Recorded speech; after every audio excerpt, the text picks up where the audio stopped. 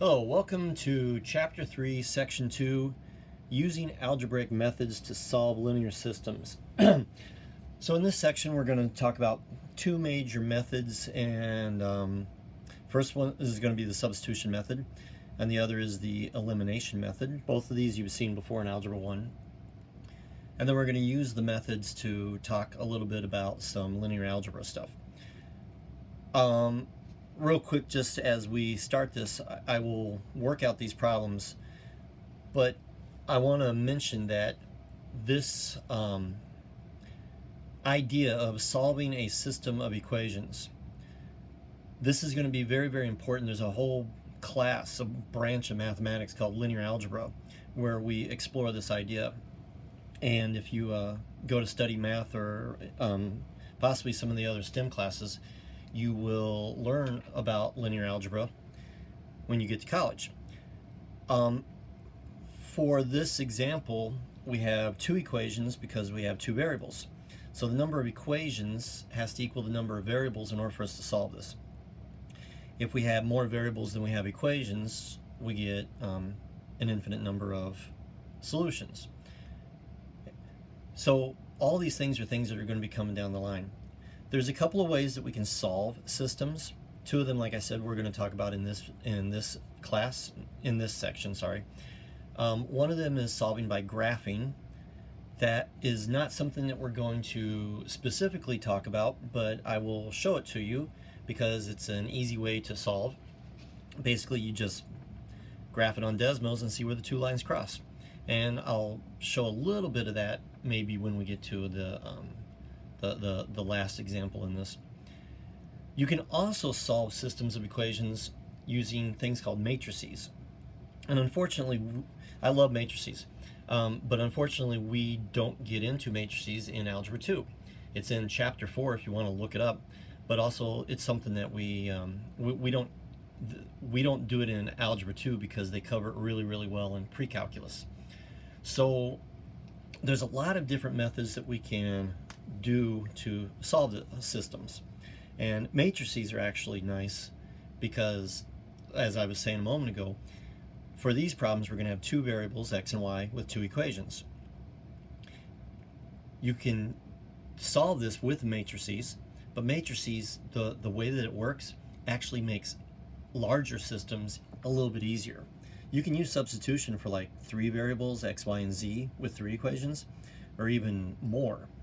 But matrices actually are very, very useful when we have like lots of equations with lots of variables.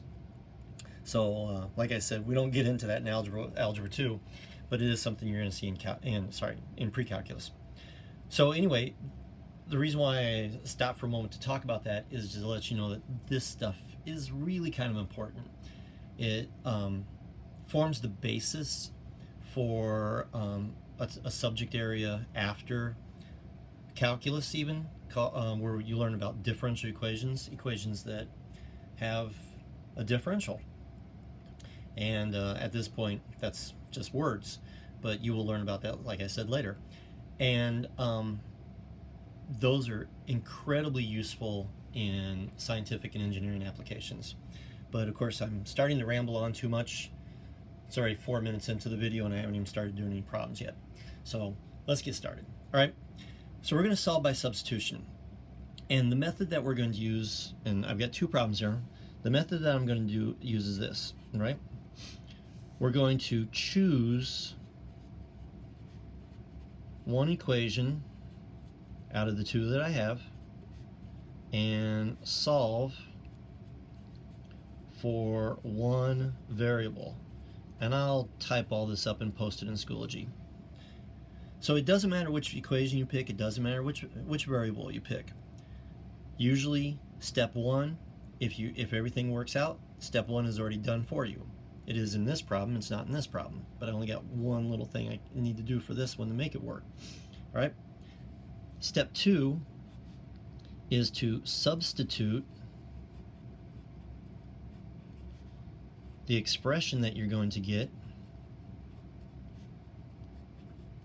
into the other equation, almost said second equation, but it doesn't matter, other equation, and solve.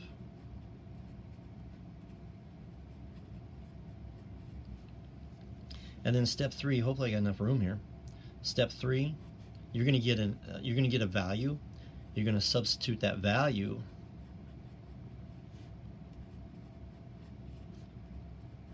into the first equation that you picked. It doesn't have to be the first equation, but the first one that you picked up here in step 1, and you're going to solve it. Okay, so like I said, I thought I could abbreviate it there a little bit and make it a little bit smaller, but hopefully I got enough space here. All right, so let's look at this problem. I got y equals x plus 2. That's a linear equation. Slope is 1, y-intercept is 2, and x plus y equals 8. This is in standard form. Step 1 says choose one of the equations to solve for one of the variables. Well, step 1 is already done for me, so I'm just going to put step 1 here. I have y equals x plus 2. And I'm going to put parentheses around that. That's not necessary, but when I'm teaching, when I'm explaining, sometimes it's good to be able to see the expression I'm talking about. The y has the same value as whatever x plus 2 is. For step 2, I'm going to take the other equation, which is x plus y equals 8, and I'm going to substitute what I found out for the first one into this one. So I get x plus 2 equals 8. So I replaced the y with what it's equal to, x plus 2. And what I'm actually looking for, and I should have said this from the beginning, I'm sorry, it makes more sense now. What I'm actually looking for is the point, the ordered pair, which has an address of an ordered pair, but the value x and y together, that's going to make both of these true. So that's why I'm considering them to be equal to each other. So that's why I can replace the y in this equation with the x plus 2 from the other equation, because I want to find out where they have the same x and the same y. I got to do a little bit of math here. I get 2x plus 2 equals 8. I'm going to subtract 2 from both sides.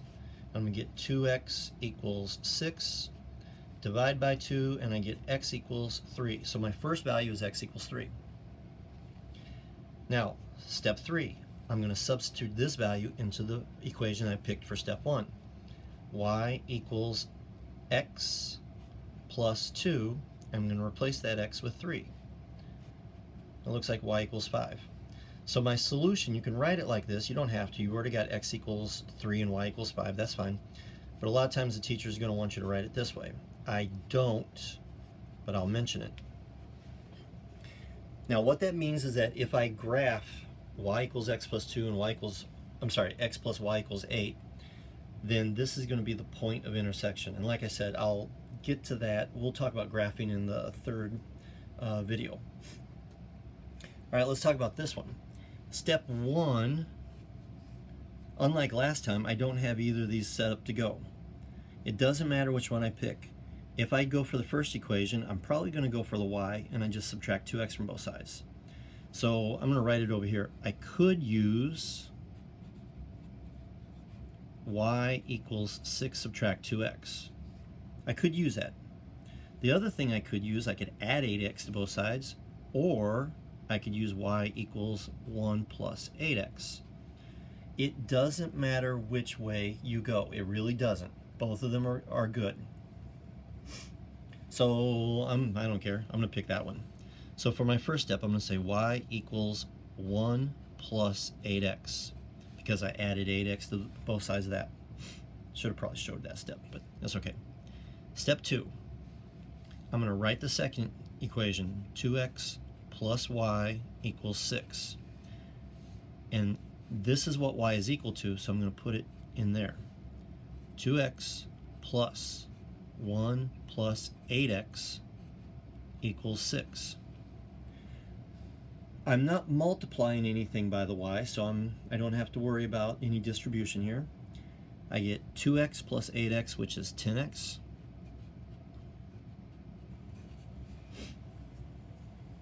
And I'm going to subtract 1 from both sides. I'm going to save myself some steps here. 5. And then I'm going to divide by 10, and I get x equals 5 over 10, which is 1/2. And oh no, I got a fraction. It's okay. Sometimes you're going to get fractions.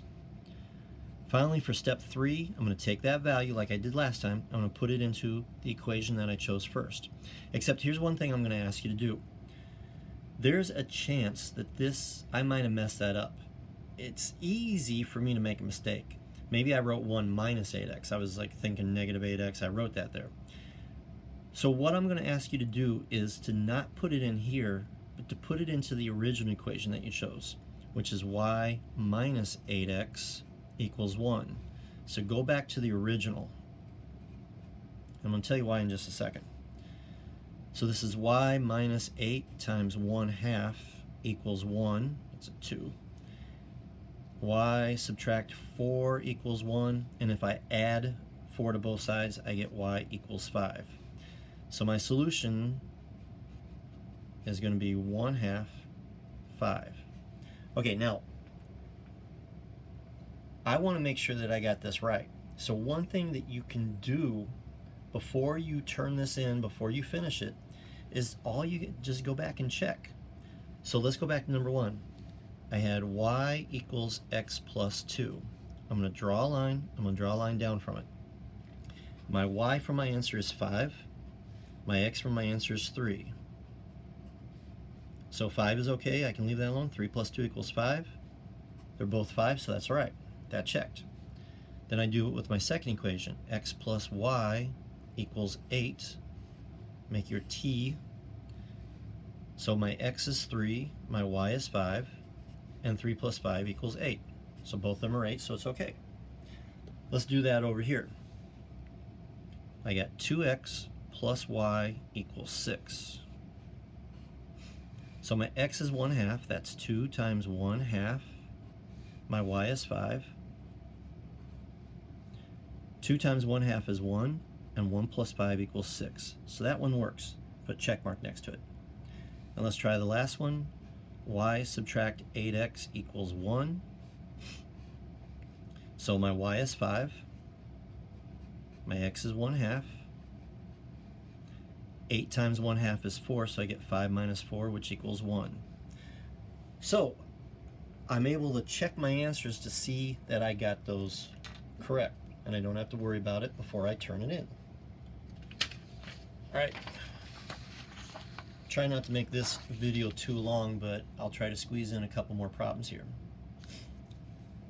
In my first problem, I already got y equals 2x minus 1. And I'm going to use that expression to substitute into the other equation. So I'm going to use the second equation, 3x plus 2 times y equals 26.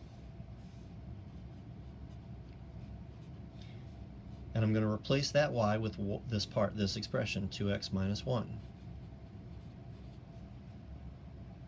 Now I have distribution. I'm using parentheses to make like a safe landing zone for when I replace it. However, the parentheses also have a purpose. If I'm multiplying 2 times y, I'm going to multiply 2 times the expression. So I'm using my parentheses to demonstrate that. So now I'm going to use distribution. 3x plus 4x minus 2 equals 26.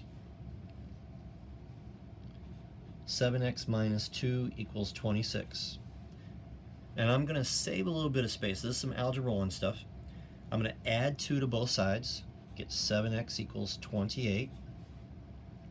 And I'm going to divide both sides by 7 and get x equals 4. I'm only doing this to save some space.